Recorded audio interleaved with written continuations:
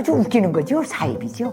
김정은이가 우선 그 인성으로 보나 경력으로 보나 학력으로 보나 벼락치기 공부도 안 한 놈이에요. 뽕밖에 없어요. 허세밖에. 과대 선전만 계속하는 거예요. 김정은이 오늘이 하는 모든 액션은 내용이 하나도 없어요.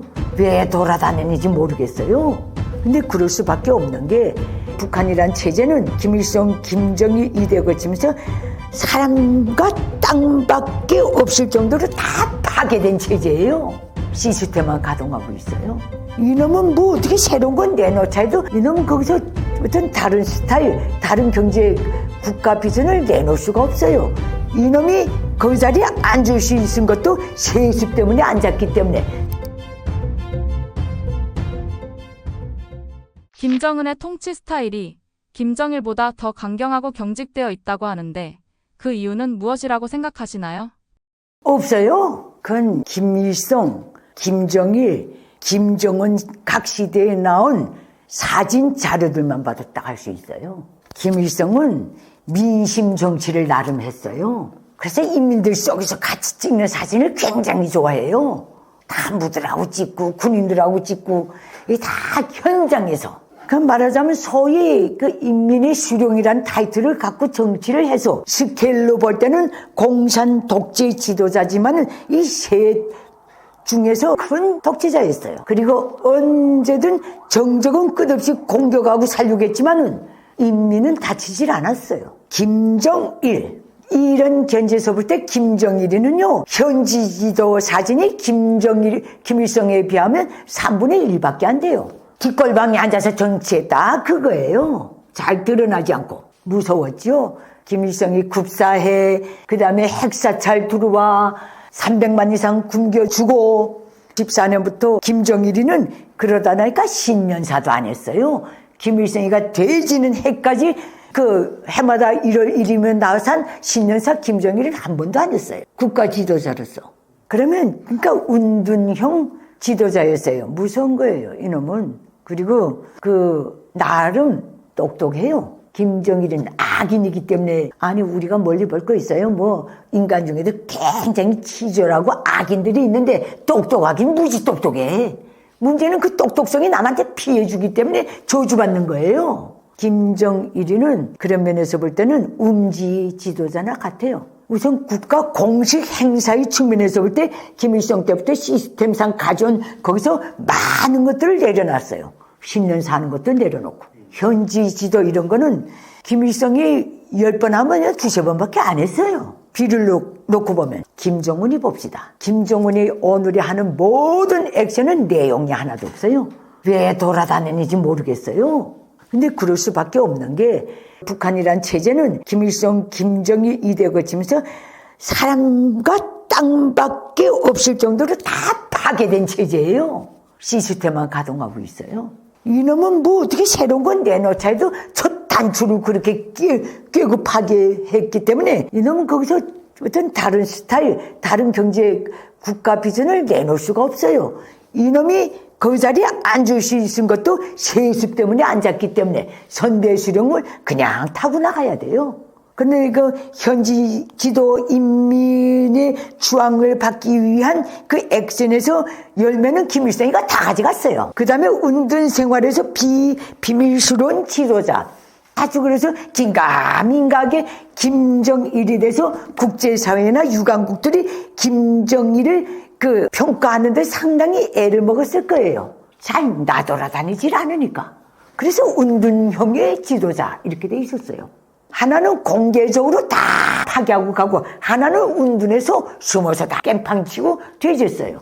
김정은이는 이거 줘도 통하지 않고 이거 줘도 통하질 않아요. 그리고 김정은이는요 경력이 일단 역부족이에요.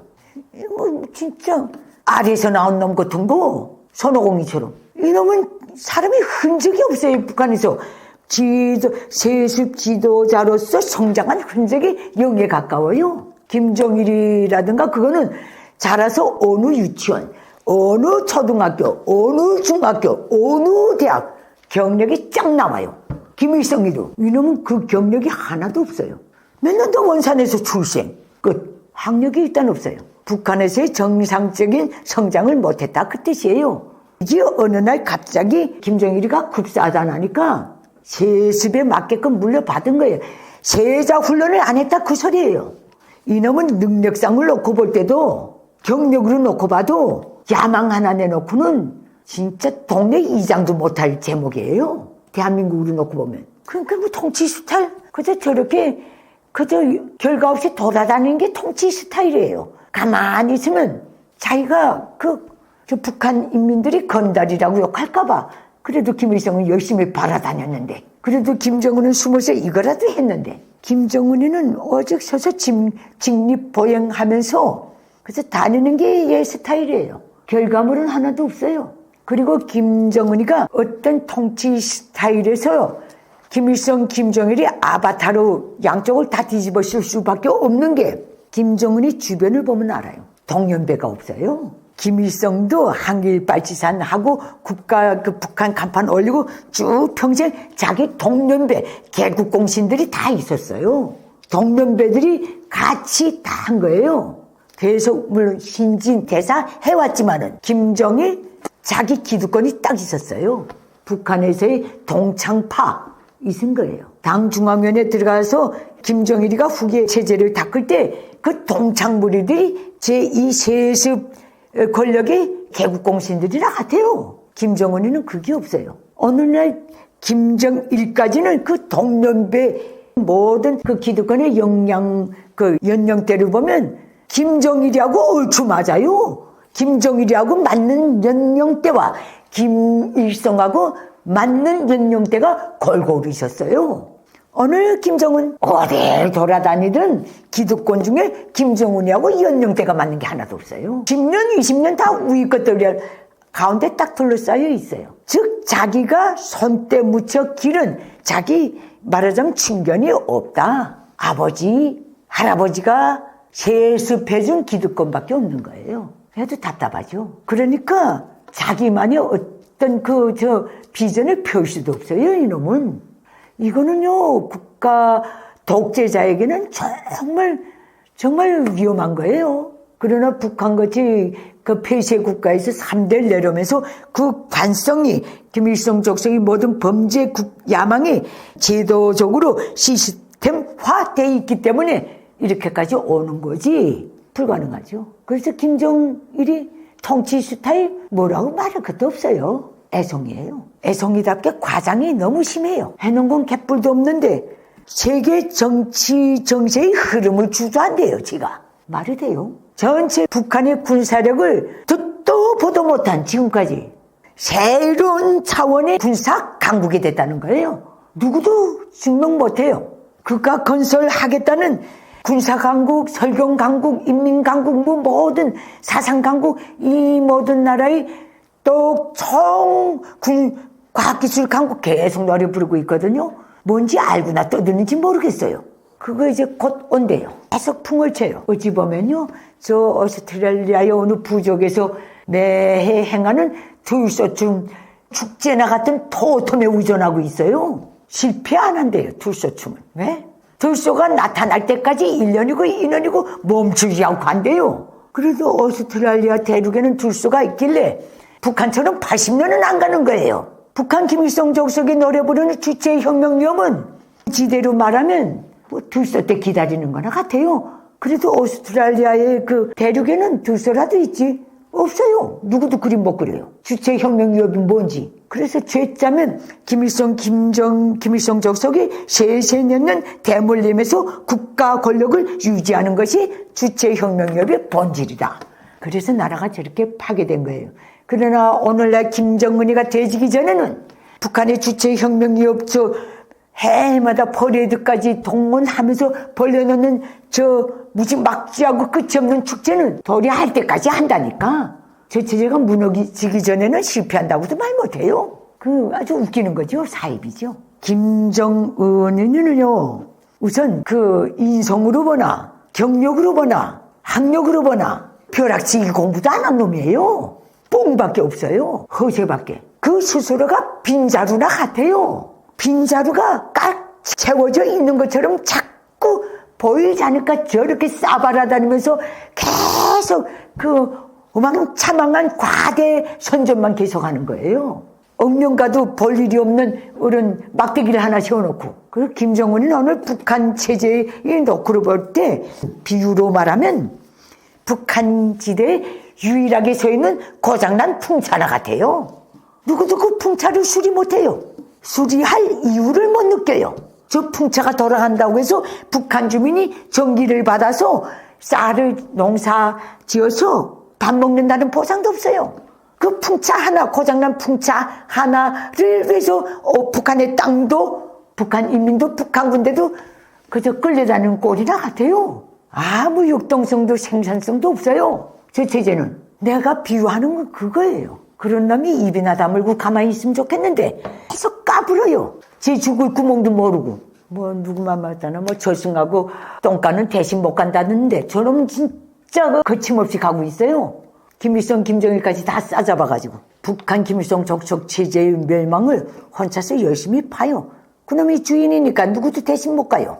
전차 가야 돼요. 김정일 시대에 비해 김정은 시대의 외부 정보 통제가 더 강화되었다고 하는데 이것이 북한 주민들의 생활에 어떤 영향을 미치고 있나요?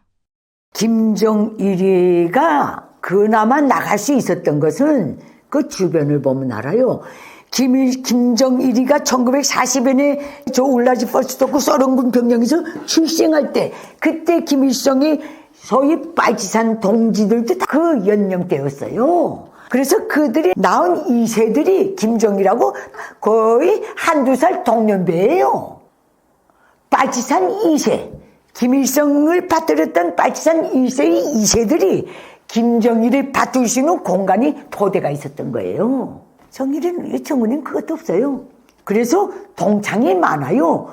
김일성이 소위 이름난 빨치산들, 김일성하고 같이 빨치산 했던 모든 500명의 자식이 됐던, 최용건의 자식이 됐던, 최현의 자식이 됐던 다 김정일이하고 동시대에 학교를 다 다녔어요. 인간 교류를 맺고. 오늘 채령에도 김정일 때의 사람이에요. 그게 얼마나 중요한 건지 알아요? 자기 집안을 가지는 데서는 집안은 누가 닦아주질 않아요. 독재자, 특히 독재자는 자기가 닦아야 돼요. 거기서 정일이는 김일성의 개국공신이 2세들과의 세계가 있었던 것 같아요. 세계가 있었던 거예요, 인간관계가. 그래서 대학 동창부리가 또 있은 거예요. 정은이는 그 김정일과 동년배 때의 2세들, 이대 세습 체제 수립의 공신들의 2세들하고도 마주 앉은 적이 없어요. 마주친 적이 없어요. 그 2세들도 얘가 있었는지도 몰라요. 얘도 있었는지도 모르고. 이게 그 파괴적이고 아주 저주받은 인맥이라니까. 김정은으로서는 마음 놓고 부려먹을 사람이 없어요. 애를 끌고 다니는 거예요, 제 딸을. 그놈 손목 잡고 다니면 좀 마음이 편한가 봐요. 애 자꾸 그 공사 구분 없이 자기 딸을 끌고 다닌다는 거는 그만큼 외롭다는 뜻이에요. 그리고 나는 이걸 많이 보는데, 그제 어느새 현지 시찰 가서도 그 정말 노병들, 자기보다 10년, 20년 다 우위 것들이 다 있는데, 책상 앞에다 담배깍 딱 놓고 앉아서 일하는 거. 이건 진짜요. 어느 측면에서도, 사회적으로든, 가정적으로든, 부모로부터도 교양을 받은 적이 없다는 뜻이에요.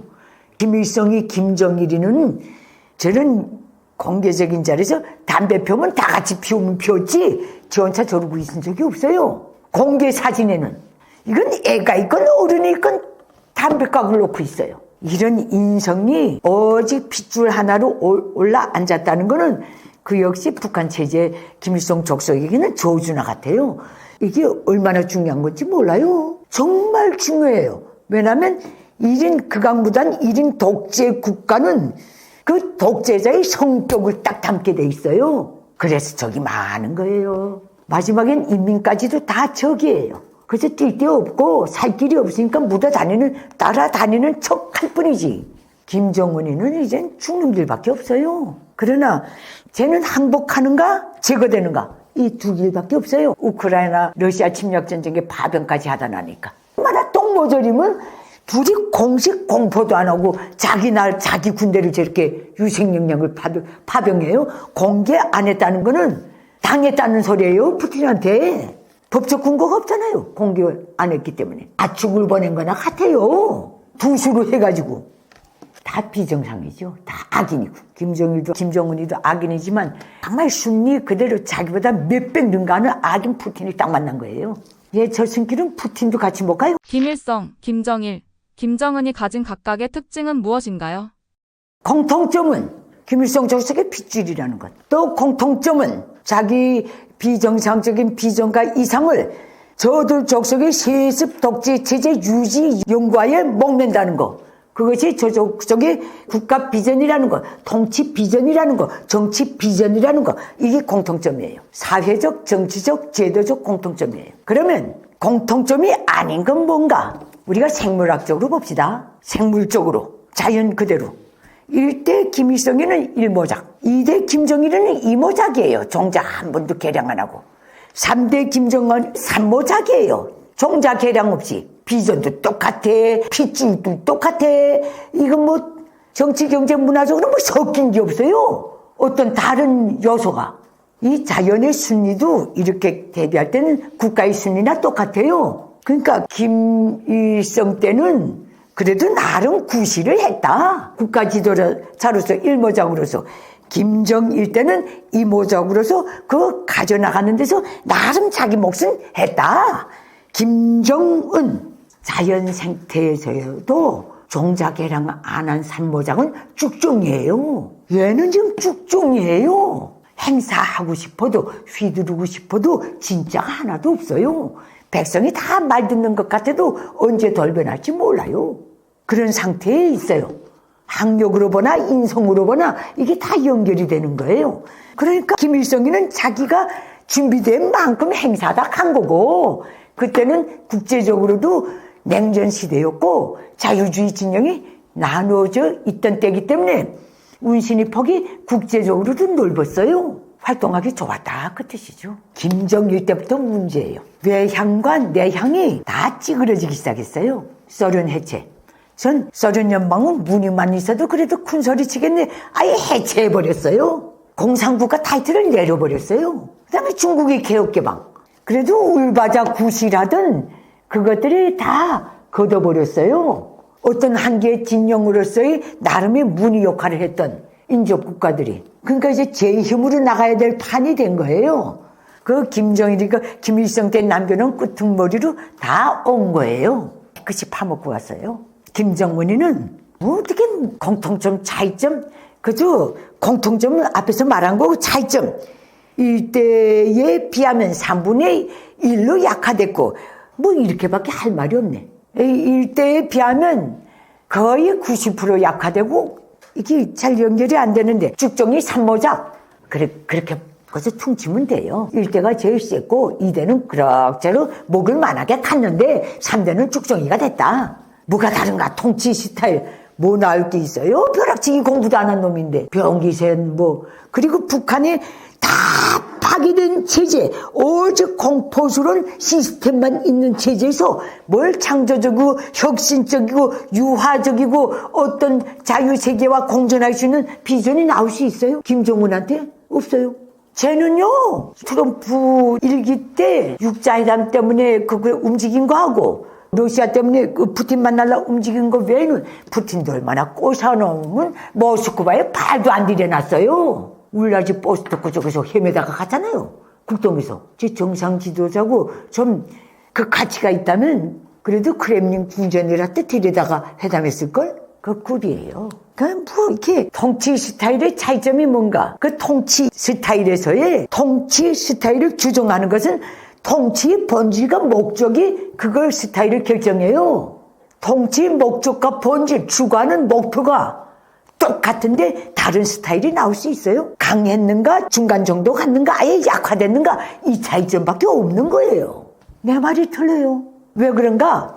하레비의 김일성, 애비의 김정일이 신종주의 국가라서 하레비의 김일성, 애비의 김정일의 염원과 핏줄과 그 모든 이상을 야망을 이어서 후계자로 올라갔기 때문에 여기서 1mm도 얘는 벗어 못 나요. 그래서 뭐라 그래요? 김정은의 모습에 옆으로 보면 김일성, 우측으로 보면 김일성, 좌측으로 보면 김정일 이런 식으로 세뇌하고 있어요. 선전하고. 그가 왜 김일성, 김정일에 대해서 그 영생론을 계속 부르짖는지 알아요? 그 외에는 자기 명분이 없기 때문에 그래요. 명분이 없기 때문에. 저체제인 명분이 아예 없기 때문에.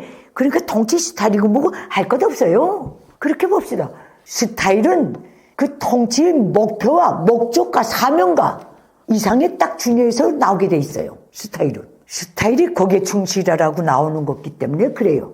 스타일을 위해서 국가 비전이 필요한 게 아니라 국가 비전을 위해서 스타일이 필요하기 때문에 그러는 거예요. 그게 순서가 아니에요. 김정은을 북한 최후의 지도자로 보고 계신가요? 김주애까지 권력이 가지 않을 가능성이 높나요? 정말 이거는요, 북한이 아주 비밀스러운 폐쇄 국가고 하도 비정상적이고 비상식적인 체제니까 자꾸 주의 후계자설이 나오는데 저런 독재 국가에도 악법 룰이 있다니까? 북한 밖의 기준으로 자꾸 보니까 엉뚱한 소리가 자꾸 나오는 거예요. 북한 내 김일성 정석이 그것을 흔드는 순간에 붕괴될 수밖에 없는 룰이 본질적이고 근본적인 룰이 딱 있어요. 후계자는 여자가 못한다. 이거예요. 이걸 자꾸 놓치는지 모르겠어요. 그러니까 북한 체제를 그만큼 모르기 때문에 그렇다는 거. 나는 가장 중심에서 직책은 높지 않았지만은 정책 담당 기자 17년 짬밥이면요. 북한 박사 졸루돼요. 제일 중요한 부분에서 후계자 설치체는 없시다. 그리고요. 제후에 국가 수반인가? 그 아니면 이걸로 끝나겠네. 더 있겠는가? 난 오늘 감히 장담하는데 김정은으로서 끝나요. 내가 바라보는 북한은 그래요. 끝나게 돼 있어요. 거기서 이놈이 진짜 제 발로 기어 들어간 게 바로 파병이에요. 왜 끝나는가? 이거는 피해국들, 한미일과 같은 피해국들의 그 어떤 정당한 명분에 의해서도 끝나게 돼 있고 유사품도 계속 협박질하는 거 저 정상이요. 그렇지 않으면 소위 동맹국에 대해서도 끝나게 돼 있어요. 오늘의 북한의 동맹국 정말 실질적이고 물질적이고 물리적인 동맹국은 파병을 했으니까 러시아가 돼버린 거예요. 파병했잖아요. 이거는 그 액션으로 다 드러난 동맹국이에요. 피로써 맺어진 그 미사 그런 혁명사가 아니고 수단과 역량을 파병했기 때문에 러시아 우크라이나 전쟁은 나는 앞을 꼭 내다보는 게 모든 것은 제자리로 돌아간다. 이거는요 순리예요. 러시아의 침략 전쟁도 종당에는 침략을 할 때 넘어선 국경으로 꼭 회복돼야 돼요. 유엔이 인정하고 러시아가 90년대 초 소련 해체를 공언하면서 우크라이나 여기부터 너희 땅이다 스스로 내놓은 그 지대를 꼭 넘겨줘야 돼요. 그걸 나는 이만큼 강점한 걸 내놓고 현 상황에서 휴전하자. 푸틴이든 젤렌스키든 그렇게 하면 계속 향후에 불씨를 남기고 가는 거예요. 이런 모든 관계를 놓고 볼 때 푸틴의 이해관계하고 김정은의 이해관계는 이건 질량이 달라요. 얘는 동네 골목대장의 이해관계라면 푸틴은 아니에요. 국력으로 그 영토의 크기로 보나 국가가 가지고 있는 자원의 경지로 보나 비록 현대적인진 못하지만은 그 어떤 경제력으로 보나 달라요. 이 상황에서 푸틴은 자기가 살기 위해서라도 극동지역을 개발하기 위해서라도 한국과 딱 손잡게 돼 있어요. 그래서 나는 나부터 푸틴 입에서 대한민국에 대해서 어떤 말이 나오는가 이것만 체크해요. 대한민국이 그 각성할 만한 발언은 하나도 안 했어요. 북한 김정은이를 두던해서 하나도 안 했어요.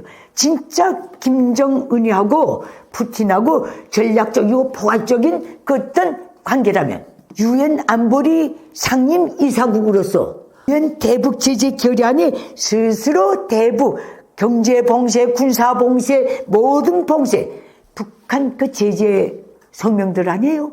여기서 이제라도 러시아는 빠지겠다고 선언해야 돼요. 그걸 안 하고 있잖아요. 러시아는 진짜 포괄적이고 전략적인 그 동반자 관계라면 그걸부터 보여줘야 돼요. 김정은이나 국제사회를 향해서 내가 상임 이사국으로서 서명한 유엔 대북 제재, 유엔 대북 제재 그 결의안 있잖아요. 여기서 난 이제부터 탈퇴한다. 내가 서명한 걸 무효로 한다. 이걸 안 한다는 것만 봐도 푸틴에게 김정은이 북한이 어떤 존재라는 거 딱 알리잖아요. 13개나 되는데 다 서명했는데 이렇게 쭉 가보세요. 포괄적 전략적 동반자 관계 여기서 북한 핵 문제만큼 포괄적이고 동맹적인 의제가 어디 있어요? 포괄적이고 전략적인 의제가 없잖아요. 오죽하면 유엔 안보리 상임 이사국의 명의로 발표됐겠어요? 전략적이고 포괄적인 북한 문제이기 때문에 나온 거예요. 상임 이사국이. 그렇게 보면 답이 나오지 않아요? 우리가 북한 푸틴하고 김정은, 러시아하고 북한의 운명을 볼 때는 러시아 측에서 북한 정권을 어떻게 대하는가. 가도 되고 안 가도 되는 아무 영양가도 없는 대표단이 먼지 피우며 왔다 갔다 하는 거, 그거는 하던 게 필요 없고, 푸틴으로서는 김정은을 올리기 위한 액션에 불과하고, 푸틴이 러시아가 어느 고리부터 푸는가, 요거 보세요. 자기가 서명한 모든 국제적인 그 어떤 조약문들이 있잖아요. 그 가상탑에 대북 유엔 제재 결의안에 서명한 걸 포기하는가, 처리하는가. 이것부터 보면 답이 딱 나와요. 이거 안 하는 이상 북한과 러시아의 소위 전략적이고 포괄적인 어떤 관계라는 거는 추상물에 불과해요. 피상적인 것, 추상적인 것에 불과해요. 김정은이는 뭐했는지 모르겠지만 푸틴은 그만큼 껌 씹는 그 행위나 똑같아요. 내 말이 틀려요. 모든 문제는요, 시작점으로 꼭 돌아가게 돼 있어요. 정리되는 와중에 그 방향으로 딱 가야 돼요. 정상이었던 그 시작점에서 비정상으로 넘어가서 한 바퀴 돌든 두 바퀴 돌든 정상적인 시점에 그 환경으로 꼭 가게 돼 있어요. 그래야 정리가 돼요. 질서가 복귀되고. 김정은이가 3대 가겠나? 나는 못 간다고 봐요. 글쎄, 푸틴이 나는 그 러시아는 유엔 안보리 상임 이사국의 한 성원으로서 6개 중에 1개국으로서 우리 명의로 그 서명했던 모든 대북 유엔 제재 결의안부터 13개나 되는 대북 제재 결의안 여기서 모두 우리는 빠지겠수다. 처리합니다. 이렇게 한다면 글쎄 모르겠지만은 푸틴이 김정은 따위를 위해서 그런 희생을 하겠어요? 심오하지요. 시야가 펴지지 않아요? 이렇게 딱 보세요. 러시아가 북한의 군사 지원을 요청하게 된 주요 원인은 무엇인가요? 그거는 지정학적으로 놓고 볼 때 멀리 국경에 떨어져 있기 때문에 한 거예요. 만약에 서쪽으로 나토 쪽에, 우크라이나 쪽에, 중동 쪽에 가까운 나라들에서 지원받으면요, 그 나라까지 조맞게 돼 있어요. 제일 분쟁 위험도가 높은 지역이고 어느 세계도 조용해 본 적이 없는 지대가 그쪽 지대예요. 2차 대전, 무슨 전쟁. 그렇기 때문에 그 나라들은 러시아 푸틴의 우크라이나 침공 전쟁 지원에 대해서 선뜻 나설 수가 없어요. 이란도 그렇고. 그러니까 저 극동에 정말 오지에 있는 김정은한테 손을 내민 거죠. 우크라이나 침공 전선, 나토하고도 굉장히 멀잖아요. 그러니까 북한 따위가 지원했다고 해서 나토가 이란이나 기타 그 중동 구짝 근방에 설안한 국가들이 러시아에 지원 것에 대한 위험도와 김정은 따위가 지원하는 위험도를 레벨이 다르게 봐요. 이거는 고위험도고 이거는 그렇게까지 없어요. 북한의 국제적인 지위를 놓고 볼 때도. 그렇게 보면 되고, 그 다음에 역사적으로 당당하게 요구할 수 있는 게 있어요. 베트남이나 다른 나라 보고는 그렇게 못해요. 북한이 그만큼 빚이 많아요. 러시아의 구소련 때부터. 그렇기 때문에 당당하게 요구하는 거예요. 대가를 준다. 말은 할 수 있지만은 러시아는 어떤 경우도 이런 데 대해서 과거의 빚을 물고 늘어져서 후에 다 이게 사태가 정리된 다음에 김정은이 우리 그 파병값 주시오 하면 줄 것 같아요? 안 줘요. 그게 러시아의 성격이에요. 그래서 김일성은 늘 러시아는 약탈적 본성이 강하다고 계속 그런 거예요. 자기가 한 짓은 생각 안 하고 신뢰 없이 행동한 건 생각 안 하고. 원래 독재자들이 내피셜이 그래요. 그 다음에 정치적으로 놓고 볼 때도 푸틴 입장에서는 서쪽이 정치, 경제, 문화의 러시아의 중심이 다 서쪽에 있어요. 극동에는 없어요. 서쪽 지역에서는 함부로 못 빼요. 그 어떤 인접 국가들도. 공동전쟁, 하나의 3차 대전 사춘 같은 게 벌어질 수 있기 때문에. 말려들 나라가 너무 많기 때문에. 그러나 북한 국동에 김정은 하나가 지원하고 어쩌고 저쩌고에도 국동 지역에 나라가 뻔하잖아요. 몽골, 중국, 북한, 한국, 일본밖에 없어요. 그래서 아마 그렇게 보는 것 같아요. 내가 보기에는, 내 생각은 그래요. 푸틴에게 지원해줄 나라가 없어요. 푸틴하고 많이 부대꼈던 국가나 단체들은 러시아의 성격을 알아요. 아니, 박은호 그룹 회장도 자기 수틀리니까 암살해버리는 거 보세요. 그러니까 그런 데는 안 말리겠다. 해주고도 죽을 수 있다. 약간만 수틀리면. 그게 푸틴이거든. 근데 정은이는 몰라요.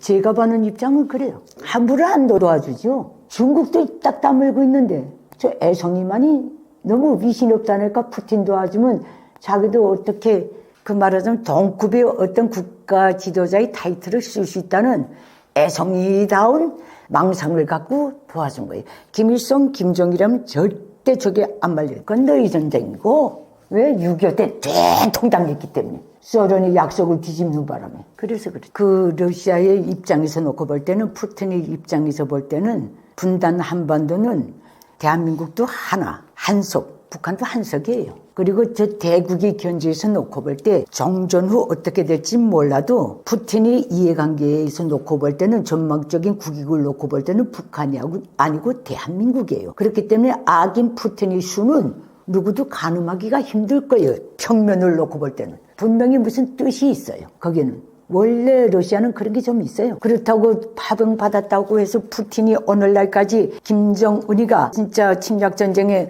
파병한 그 상황이 쭉 오면서 푸틴이나 러시아 정부에 의해서 대한민국을 모욕하고 지탄하고 공격하는 발언은 나온 적이 없어요.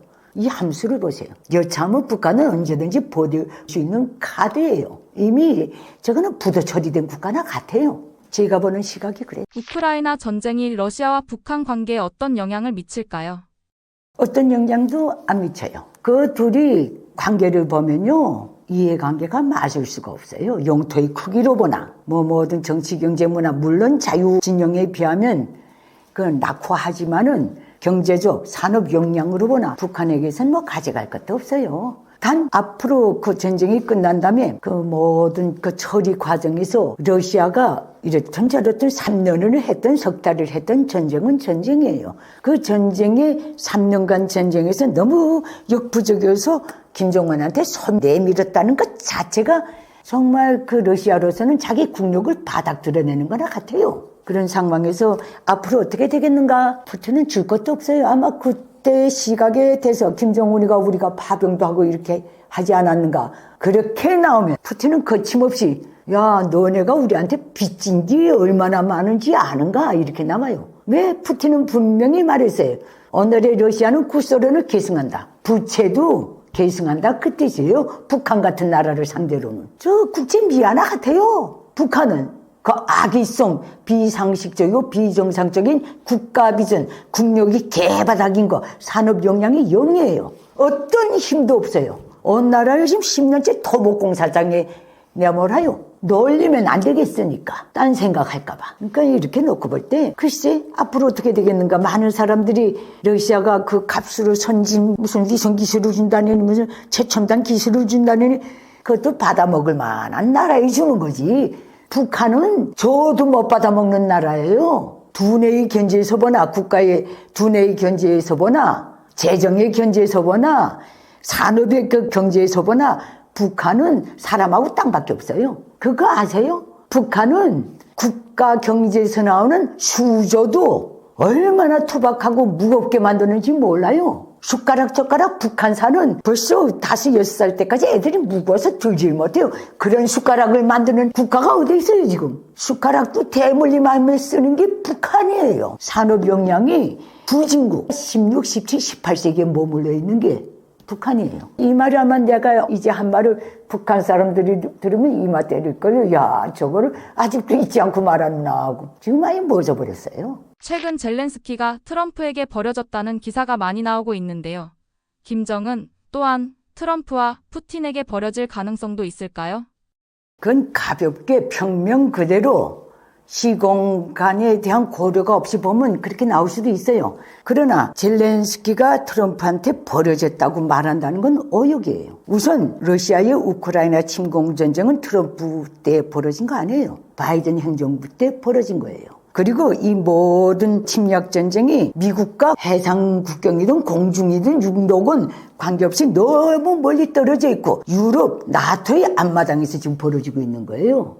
이 모든 데서 여기에서 목숨을 메고 달려들고 진짜 그 나토의 이념이나 유럽의 그 모든 국가의 안보 리그를 볼 땐 유럽이 적극적으로 나서야 돼요. 미국도 들어와야 우리가 한다. 이런 식의 자세를 취하는 거에 대해서 트럼프 행정부는 그게 싫은 것 같아요. 말하자면 캐나다처럼 국경이 붙어 있다면 미국이 그러고 있겠어요? 유럽에서 벌어지는 일이에요. 이런 면에서 시 공간을 봐야지. 그러나 이때 트럼프하고 김정은 콜라보라고 본 거는 정말 미국 관계에 대한 숙지가 없는 거예요. 그렇게 콜라보 있는 게 회담 3번 하고 3번째 회담 하노이에서 앉자마자 깨버리고 나가겠어요? 그때는 상황 자체가 북한이라는 문제를 놓고 그때 국제 무대에서 순위가 좀 밀려 있다는 아니까 회담의 방법으로 풀 수도 있다고 그때 당시 대한민국의 대통령이 미국 사회에서 방자 역할을 한 거예요. 우동네 전향 의사가 있는 것 같아요 하고 전달해주고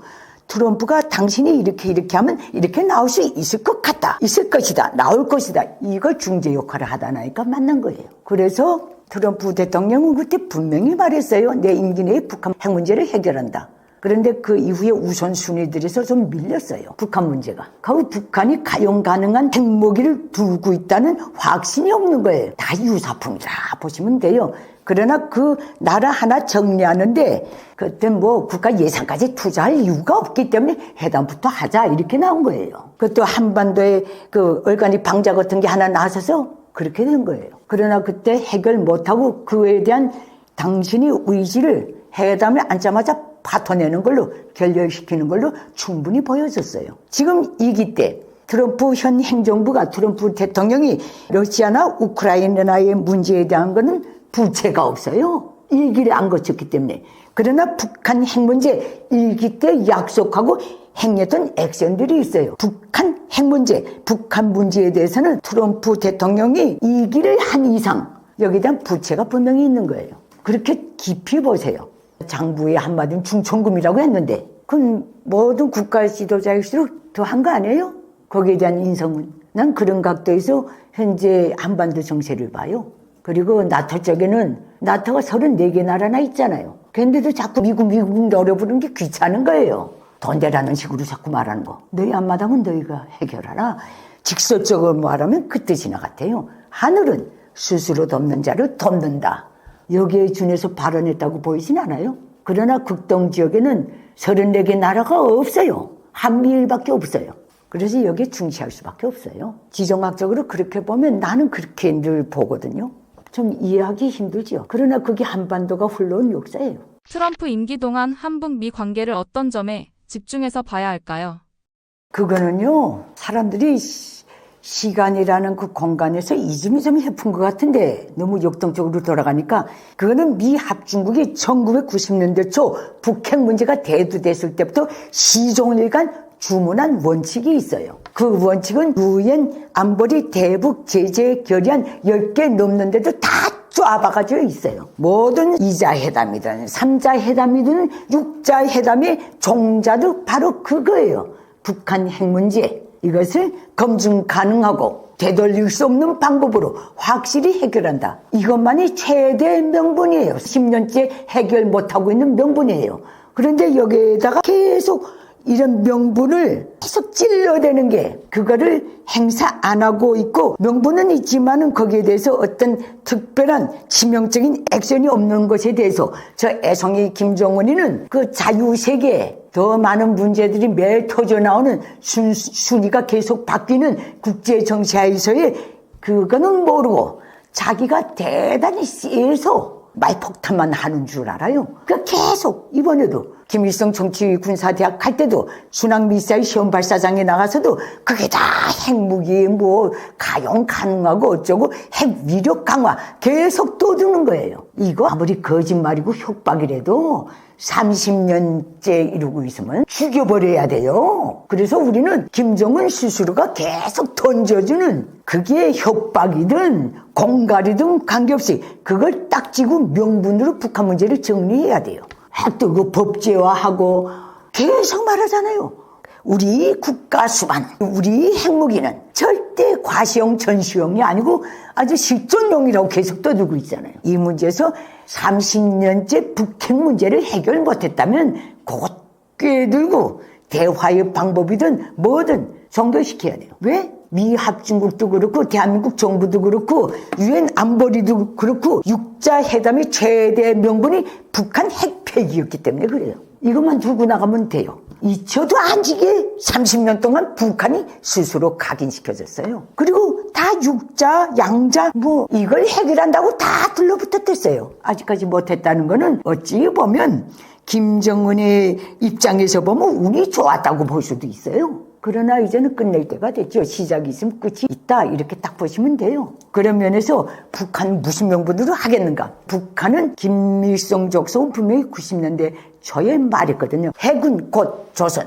조선은 곧 수령님. 김일성 족속이라고 그랬어요. 핵을 김일성 족속과 말하자면 등식화하고 북한 체제와 등식화한 이런 사입이 이런 악당을 그가 힘이 있든 없건 위험성이 높든 낮든 간에 없애버려야 돼요. 이제는 30년째 피로도를 놓고 볼 때도 제일 눈에 안 보일 때는 원점으로 닦아야 돼요. 초기의 선 가장 맑은 정신으로 이해관계에 충실해서 가장 국가의 이념을 기준으로 정한 원칙으로 되돌아가서 상황을 점검하는 것. 이것만이 실수가 없어요. 개인 인생도 그렇다니까. 내가 보는 건 그래요. 내가 너무 멀리 너무 허망하게 얘기를 했나? 네. 지금 와서 어떻게 없앨까요? 입이 다 나왔는데 무슨 삐죽한 몽둥이가 있어요? 문제는 단 하나예요. 북핵 문제 해결이에요. 핵 폐기예요. 여기다만 그 핵 문제 김일성 족속이 핵이 곧 북한이고 곧 김일성 족속이라고 한 이상 북한 핵 문제 해결은 북한 자유화의 시작이에요. 자유해방의 시작이 되는 거예요. 그러면 그걸 시작으로 한반도 자유 대한민국 주도의 한반도 자유통일 실현의 발판이 되는 거예요. 이렇게 원대한 포부, 웅장한 포부가 우리는 이미 30년째 우리 목전에서 수시로 들어왔어요. 그래서 트럼프 행정부도 제일 먼저 한반도 비핵화라는 얼빠진 소리 하던 것들 다 무시하고 북핵 문제라고 딱 조합어가 놓은 이유가 여기에 있어요. 이유가 북핵 문제로 다시 어떤 일각의 한반도 비핵화 그 말이 이제는 북핵 문제라고 정리해 버린 것 자체가 미 행정부 트럼프 행정부의 북핵 문제 해결에 대한 의지를 보여주는 거예요. 그리고 김일성 족속이 반드시 제거될 수밖에 없는 또 명분이 하나가 계속 대한민국 미합중국 자유세계를 계속 적대시하는 거예요. 왜 적대시하는지 알아요? 김일성 족속이 미국이나 대한민국이나 자유세계의 국가 이념의 독재를 전체주의를 반대하기 때문에 그래요. 승산 없는 전쟁을 지 혼자 계속 하고 있어요. 정치 전쟁을. 북한 주민들도 진물이 나버린 걸.